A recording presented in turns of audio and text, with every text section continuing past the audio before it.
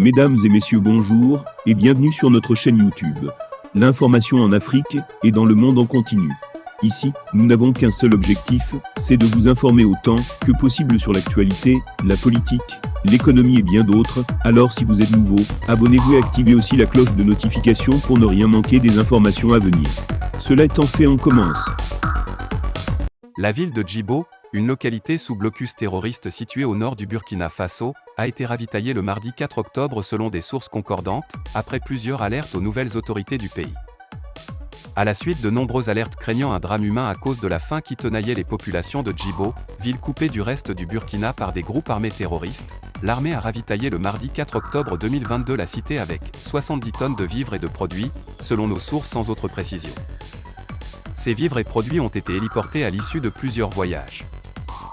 Lors de la rencontre du nouvel homme fort du pays, le capitaine Ibrahim Traoré et les secrétaires généraux des ministères, à la suite de la dissolution du gouvernement de la transition, dans la soirée du dimanche, la secrétaire générale du ministère de la Solidarité nationale et de l'Action humanitaire, avait indiqué au tombeur du lieutenant-colonel Paul-Henri Sandaogo Damiba, qu'il urge de ravitailler la ville de Djibo pour éviter un drame humain.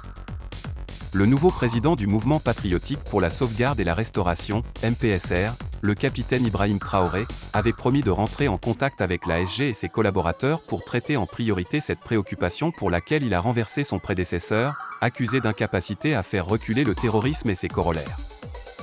Le 2 septembre 2022, un convoi de ravitaillement à destination de la ville de Djibo a été la cible d'une attaque terroriste barbare et sanglante. Le bilan provisoire est de 11 corps de militaires retrouvés, 28 blessés dont 20 militaires, 0,1 VDP et 0,7 civils. Une cinquantaine de civils sont aussi portés disparus et les recherches se poursuivent, avait informé le gouvernement de la transition dans un communiqué le 27 septembre.